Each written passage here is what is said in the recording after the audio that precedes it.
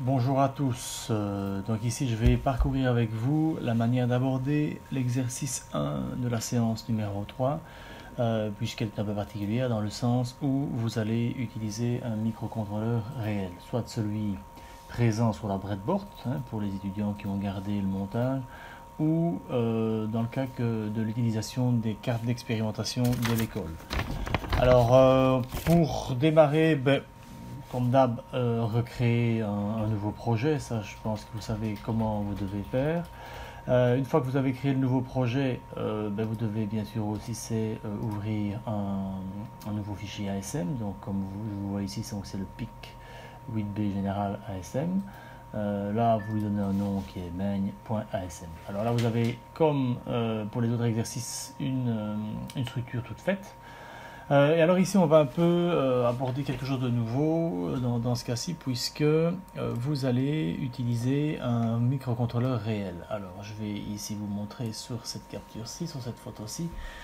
Comme je vous l'avais déjà expliqué, pour qu'un microcontrôleur puisse fonctionner, il lui faut un oscillateur. Alors, vous avez plusieurs possibilités. Soit vous mettez un oscillateur externe, et vous venez alors le connecter sur les pins 30 et 31.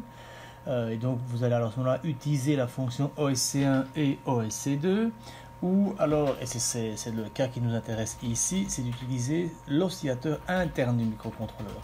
Ils ne sont pas tous équipés d'un oscillateur interne, mais le 18F45K20, lui, en est équipé. Pour permettre cela, il va falloir configurer le microcontrôleur pour lui dire ça comme ça, que vous devez utiliser son oscillateur interne. Alors, les registres SFR qui sont utilisés, donc qui sont réservés à des fonctions du microchip, ces registres SFR, ils seront manipulés, ils seront lus, on va écrire dedans au moment de l'exécution. Par contre, ici, c'est un peu différent pour l'oscillateur. Il va falloir utiliser d'autres registres qui, eux, sont modifiés, sont initialisés au moment de la programmation. Donc, c'est quand même un peu différent. Je vais vous montrer comment faire. Donc, je quitte cette fenêtre. Vous allez ici dans Windows, dans PIC Memory View, et là, vous allez dans Configuration Bit, et vous avez un nouvel onglet qui apparaît. Je vais voir ici le développer. En fait, vous voyez ici qu'il y a plusieurs onglets Configuration Bit, parce que moi je l'ai déjà fait plusieurs fois, donc je vais fermer pour ne pas trop surcharger. Donc je reviens ici, et là on peut, vous voyez, voir un peu tous les différents registres avec leurs adresses. On ne va pas s'attarder ici nous sur les différents détails. On va simplement aller dans la liste déroulante ici de la première ligne et sélectionner cette ligne-ci. Ça veut dire qu'on va utiliser l'oscillateur interne et en laissant libre les bits RA6 et les pins RA6 et RA7. Je fais ceci. Une fois que vous avez sélectionné cette ligne, vous cliquez sur le bouton ici en dessous, ce qui permettra en fait de recopier tout ce qu'on a vu précédemment sous forme d'un fichier texte. Ce fichier texte sera bien sûr utilisé dans votre projet, et je vais vous montrer comment. Vous faites ici un CTRL A pour copier, pour sélectionner tout le texte, un CTRL C pour faire un copier, et tout ce contenu, on va aller le placer dans un fichier en dehors de notre fichier main.asm. On pourrait le mettre également dans le main.asm, mais pour un souci de légèreté, de clarté dans le programme, c'est préférable de le séparer. Alors vous allez dans Either Files, et là vous faites aussi New, et vous choisissez cette fois-ci l'option Other, et là vous allez dans Assembler et vous sélectionnez le assemblify.inc. Vous lui donnez un nom, Next, puis un nom, tapez par exemple config, voilà, ne tapez pas l'extension parce qu'il l'avait automatiquement, et vous faites Finish. Moi ici je ne vais pas le faire puisque je l'ai déjà fait avant. Vous allez vous retrouver avec un fichier vide, et je vous invite à copier le contenu de votre presse-papier à l'intérieur de ce fichier. Comme vous pouvez le constater, il a inséré également la directive include mentionnant le type de PIC que vous allez utiliser. Ça, c'est ce que vous avez déjà placé dans votre fichier main auparavant. Et on verra que ça ne causera pas l'importance, enfin, ça n'aura pas l'importance. On va faire ce qu'il faut pour que tout aille correctement. Et vous avez alors maintenant ces lignes de code qui vous permettront au moment de la compilation et de la programmation de réaliser ces différentes paramétrisations. Alors, si je reviens maintenant dans mon main, je descends plus bas et là vous voyez que là où vous aviez mis l'include avec le type de pic, j'ai remplacé ceci par config.inc, puisque dans ce fichier config.inc on va y retrouver tous les bits de config plus l'appel au type de microprocesseur que l'on utilise. On va descendre un peu plus bas. Alors, oui, ici dans l'exercice 1, donc séance numéro 3, on vous demande d'additionner le contenu de deux zones mémoire, notamment à l'adresse 0 et l'adresse 1, et de mettre le résultat dans l'adresse 2. Alors, bon, pour éviter d'avoir de la lourdeur, ou plutôt pour avoir plus facile à lire votre code, il est nettement conseillé et demandé, je dirais même plus, demandé que vous déclariez des variables, des noms plus explicites, et d'y associer à ces noms alors l'adresse avec laquelle vous voulez travailler. Et donc ça peut se faire de plusieurs manières, mais voici la première, c'est qu'on écrit le nom d'une variable, EQU, et ainsi que l'adresse qui est associée. Vous faites ça pour val1 et pour val2. Pour résulte également, la seule petite chose, contrairement ici à l'énoncé, c'est que j'ai mis résulte à 3, c'est une erreur de ma part, mais ça ne cause pas de problème, ça marchera très très bien si c'est que le résultat sera pas à l'adresse 2, mais à l'adresse 3. Ici, au niveau du goToInit, vous c'était un goToStart, je vous invite à ici mettre init et de rajouter ici une nouvelle étiquette, regardez ici, juste avant la start, pour y écrire quelques lignes de code. Donc je vais vous expliquer le but de ces lignes par rapport au reste du programme. Qu'est-ce que je peux encore dire d'autre pour le moment? Ben voilà, donc on va passer à cette partie-ci. Comme vous allez devoir raccorder des LED aux pins RA0 et RA1, vous devrez alors préalablement positionner les pins du port A et la pin 0 et la pin 1 du port A en sortie, puisque pour commander une LED, il faut bien vous mettre la pin en sortie. Pour permettre cela, ben vous aurez à votre disposition le registre TRIS A. Et donc vous devrez mettre respectivement le bit 0 et le bit 1 de TRIS A à 0. Ben ça, vous pouvez le faire à l'aide de l'instruction BCF, comme vous pouvez le voir ici. Une autre chose, également, je vais revenir sur la photo du pic. Et si vous regardez bien à la pin 19 et 20, vous voyez que il est indiqué RA0 AN0 ainsi que RA1 AN1. Cela signifie que cette même pin peut être utilisée dans un mode analogique ou un mode digital. Dans notre cas, c'est un mode digital. Donc il faut également informer le PIC que vous allez travailler en mode digital avec ces deux pins.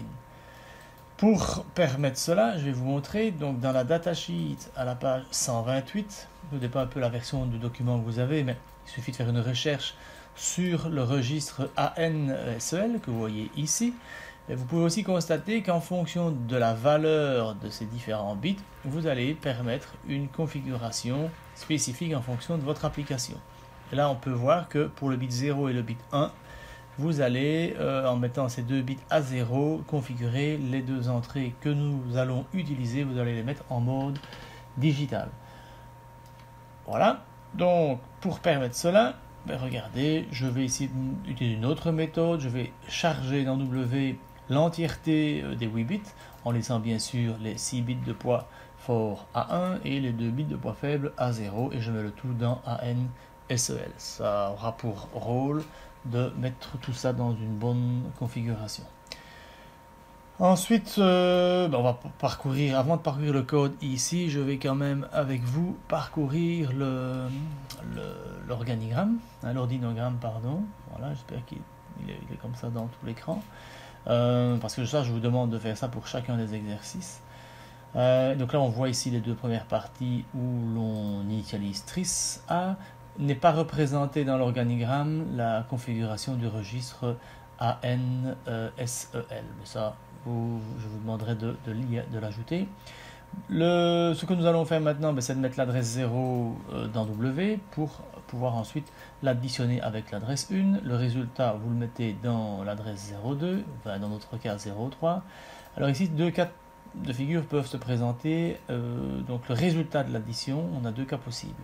Soit, comme on travaille sur 8 bits, si vous avez un résultat qui dépasse 255, vous allez avoir un bit carry qui va passer à 1 pour vous informer qu'il y a eu un dépassement. Donc là, on est sûr d'être supérieur à 100. Si c'est le cas, vous êtes dans cette condition, donc vous allez dans cette partie ici du programme. Si par contre le carry n'est pas à 1, c'est que vous allez vous situer entre les cas, vous serez inférieur à 255. Alors, puisque nous on doit détecter qu'on est supérieur à 100, donc on va quand même faire ce test-là. Donc on va mettre ici 100 dans W. Vous allez le comparer avec l'adresse 03, qui est celle de votre résultat. Et en fonction de nouveau du résultat de la comparaison, soit vous êtes supérieur à 100, vous allez dans cette partie-ci du code. Sinon, vous passez dans cette partie de code-là. Alors, on va voir ensemble comment tout ça se traduit en assembleur. Si vous faites un move donc, de val1 dans W, vous additionnez val2 avec W et vous mettez le tout dans le registre result. S'il y a eu un dépassement, alors vous allez voir que vous allez faire un saut, puisque BC c'est branch s'il y a un carry, donc vous allez sauter à l'étiquette let1. Si ce n'est pas le cas, vous placez le 100 dans W et vous comparez le W avec le registre result. Si, en fonction bien entendu du résultat de cette comparaison, vous irez soit à l'étiquette let1, soit à l'étiquette let0. Une fois que vous êtes à l'étiquette let0, et bien sûr, il faudra prendre soin de bien aller à la fin, sans quoi vous réexécuterez toutes les lignes qui sont à l'étiquette let1, et ça, on ne veut pas le faire. Alors voilà un petit peu, en gros, je crois que le mieux c'est de tester tout cela en le simulant. Donc une fois que vous avez votre code, vous le compilez pour voir si tout s'est bien passé, si vous n'avez pas fait d'erreur de syntaxe, etc. Donc là, vous avez tout, ça prend un certain temps pour la compilation. Je vais aussi, alors avant d'aller plus loin, vous demander, parce que vous, normalement, quand vous avez créé votre programme, votre projet, exercice 1, séance 3, vous avez peut-être déjà sélectionné soit le PicKit 3 ou le simulateur, mais je vais vous montrer que une fois le programme créé, vous avez encore le choix de modifier cette option. Donc, clic droit sur le nom du projet et tout en bas de la liste, vous avez Properties qui vous permet d'obtenir cette fenêtre. Et là, vous voyez que moi ici, le PicKit 3 est sélectionné, mais nous allons passer ici tout d'abord au simulateur pour réaliser le test. Ok, là ici je vais alors cliquer sur l'option du debugger. Ce que j'aurais dû faire, c'est mettre un breakpoint. Je vais vérifier, oui, là on y est toujours. Donc, je vous invite, avant de cliquer sur ce bouton, c'est de placer un breakpoint avant pour justement forcer le programme à s'arrêter dès la première ligne, et ainsi vous avez la possibilité de voir comment les choses évoluent de manière précise. Alors ça, je peux fermer pour alléger un peu via les onglets, on en a déjà suffisamment. Donc là, je vous invite aussi à faire en sorte que cette barre de menu soit bien positionnée pour que vous puissiez avoir ici toutes les icônes pour pouvoir réaliser le test. Donc vous voyez ici que le programme il s'est mis en pause. Je vais ici avancer ligne par ligne et je vais vous montrer qu'on a bien été mettre les bits 0 et 1 du trice A à 0. Nous allons pour ça dans l'onglet SFR. Alors vous n'avez certainement pas cette configuration aussi. Alors ça, c'est vous qui la construisez vous-même. En tous les cas, pour appeler ces différentes fenêtres, vous allez dans Windows, Pick Memory View, et vous choisissez ici dedans les différentes fenêtres que vous avez envie d'afficher. Donc ici SFR. Si je clique en plein milieu peu importe sur n'importe quel registre, faites ici un CTRL F et en tapant ici trice A, ça vous permet de le sélectionner dans la liste, et vous voyez bien ici que les deux premiers bits sont bien passés à 0. Vous allez pouvoir faire pareil avec ANSEL. Une autre petite astuce, c'est si vous laissez votre curseur de souris quelques secondes sur le nom du registre, vous voyez que on voit ici également l'état de tous les bits. Là, on voit que par défaut, justement, tous les bits sont à 1, donc ça signifie que dès l'allumage du microcontrôleur, dès la mise sous tension, il est configuré en mode analogique. Là, je vais ici exécuter les lignes, et là, si je fais ceci, vous allez voir tout de suite qu'on a bien positionné les deux bits à 0. Là, nous allons maintenant rentrer dans le programme proprement parlé. Pour pouvoir le tester, il faut bien entendu placer des valeurs au hasard. C'est vous qui choisissez des valeurs au niveau de val 1 et de val 2. Alors pareil, ici, vous allez dans File Register, donc de nouveau Windows, Peak Memory Views, File Register, qui se trouve ici. Et là, vous avez une vue d'ensemble de toutes les zones mémoire qui sont disponibles pour vos variables personnelles. On va ici faire un petit test. En double-cliquant dans la case, vous pouvez par exemple rentrer une valeur. Je vais ici par exemple 5 et FE. Attention, tout ça est en hexadécimal. Si je poursuis mon programme, vous allez alors voir ce qui va se passer. Regardez, l'addition a été faite. On a déplacé le W dans Result. Vous voyez que le résultat est égal à 0,3. Donc si on ne testait que le registre, on se rendrait compte qu'on est en dessous de 100. Or, comme il y a eu un dépassement, on est bel et bien au-dessus de 255. Alors une petite astuce également, un truc très intéressant, c'est regarder dans cette partie ici de l'outil de développement. Vous avez d'une part le contenu du registre W, donc ça vaut 3, donc c'est logique que l'adresse ici de result égale 3 également. C'est important aussi de regarder, c'est que ça vous indique aussi la banque dans laquelle vous vous trouvez. Alors ici, ça ne nous intéresse pas pour le moment, mais sachez que cette info s'y trouve. Et donc lorsque vous sélectionnez une banque en particulier, et ça on en a déjà parlé, alors tout ça sera indiqué à cet endroit-ci. Autre chose, autre information intéressante, c'est les différentes petites lettres qui apparaissent ici. Et donc celles qui sont en majuscule représentent un bit du status qui est à 1. En minuscule, ça correspond à 0. Et donc là, on peut constater que le C est bel et bien, donc le carry est à 1.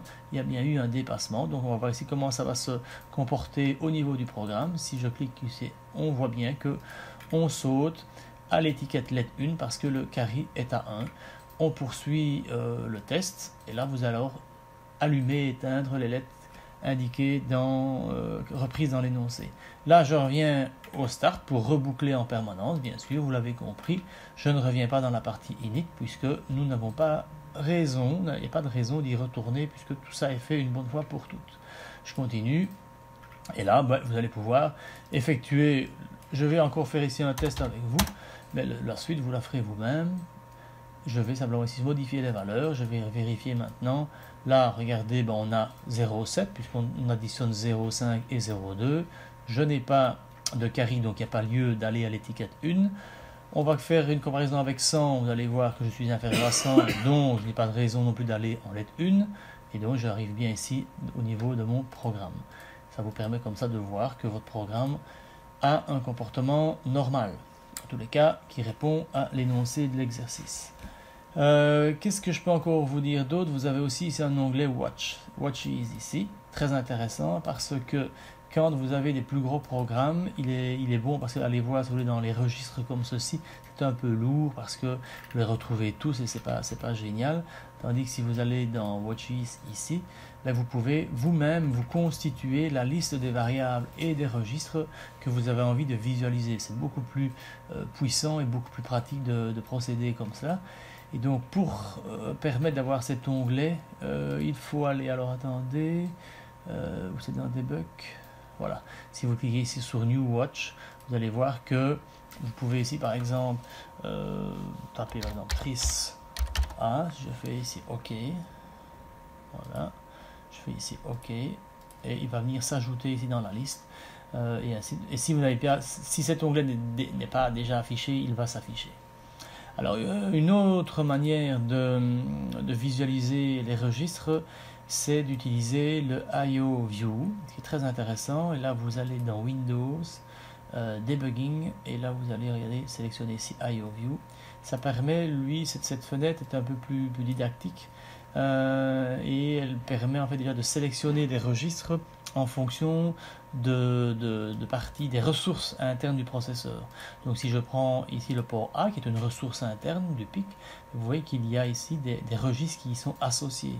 Je peux comme ça parcourir les différentes ressources. Par exemple ici le Analog Digital Converter, vous voyez aussi que vous avez toute une série de registres. Ce qui est intéressant aussi avec ça, c'est que en sélectionnant une des ressources, vous voyez tout de suite les registres qui y sont affectés, et ça vous permet aussi alors, à ce moment-là d'aller voir dans la datasheet pour avoir plus de précision sur le rôle que ces registres jouent dans le fonctionnement du système. Pour votre info ici, toutes les petites cases qui ne sont pas colorées correspondent à un 0 et toutes les petites cases en bleu correspondent à un 1. Et donc, on pourrait très bien évoluer dans votre programme pour pouvoir modifier, enfin de voir un peu comment tout le tout se comporte. Ici, je pense que j'ai fait plus ou moins le tour d'un programme test et d'une simulation type. Je vais vous montrer maintenant tout de même la manière de le tester en réalité sur votre PIC. Donc là, je stoppe mon simulateur. Ici, je retourne sur l'exercice 1, séance 3, clic droit toujours, Properties. Et là, je retourne dans cette fenêtre-ci. Et cette fois-ci, si vous avez connecté votre PIC Kit 3, vous allez retrouver alors le numéro de série ici, qui correspondra bien sûr à votre composant. Vous faites ici Applies. Avant de quitter cette fenêtre-ci, je vais vous demander de sélectionner PIC Kit 3 ici, d'aller ici dans l'Option Categories et de sélectionner Power. Alors, prenez bien soin de laisser cette case cochée et de sélectionner ici la plus haute valeur, 3,5 volts. Enfin, quand je dis la plus haute valeur, faites attention, mais a priori, si vous avez sélectionné le bon microcontrôleur, vous ne devriez pas dépasser cette valeur-là. Alors, pourquoi doit-on faire cela?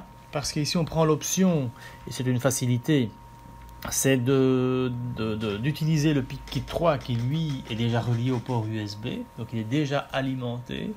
Et donc, c'est d'utiliser cet élément pour aussi alimenter votre carte électronique. Ainsi, vous n'avez pas besoin d'une alimentation extérieure. Le 3,5 volts, en règle générale, le microcontrôleur peut travailler en 3.3, mais on a toujours une petite chute de tension au niveau du PIC Kit 3, puisque la carte va, elle, consommer un certain courant. Donc, de toute façon, 3.5, on est quand même dans les tolérances acceptables pour l'alimentation du PIC. Donc là, vous pouvez faire ici OK. Alors, rien ne change en particulier, donc maintenant vous êtes en mesure de relancer le debugging en cliquant sur ce bouton-ci, et il va recompiler, il va ajouter peut-être des choses par rapport au fait que vous utilisez un debugger. Ce message qui apparaît, je vais dire, vous pouvez faire ici OK, ça vous informe, ça vous demande simplement, êtes-vous sûr d'avoir sélectionné une tension correcte par rapport au PIC que vous êtes en train d'utiliser. Okay. Donc là vous pouvez faire OK, et vous voyez que le système, alors voilà, donc ça travaille, regardez-moi, ça prend un certain temps, et là vous allez pouvoir également avancer et pouvoir tester votre programme. Je pense que là voilà, on a un peu abordé un exercice type, une manière de faire, donc bien écrire votre ligne de code, et puis après quelque part il faut toujours bien sûr le compiler, le charger, le tester, et de voir comment votre système, votre programme fonctionne. Toute cette séance relativement, la séquence que je viens de vous montrer peut paraître lourde, mais vous allez voir que c'est souvent la seule manière de faire pour pouvoir débugger votre programme, parce que très souvent vous allez voir que parfois la position d'un bit 1 ou 0 va occasionner plein d'erreurs dans votre programme, et c'est seulement en débuguant ligne par ligne comme ça, et en sachant bien sûr comment votre programme doit se comporter, que vous serez en mesure d'obtenir un programme fonctionnel. Voilà, je vous invite bien sûr à regarder cette vidéo et même faire des retours en arrière sur les parties que vous avez moins compris. Mais donc voilà, il faut vraiment insister et revisionner ça pour être sûr que vous soyez en mesure de faire les autres exercices. Voilà, bonne lecture et bon travail, à bientôt.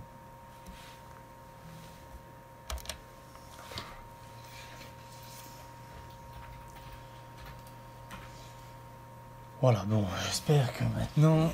Ah oui, oh, merde.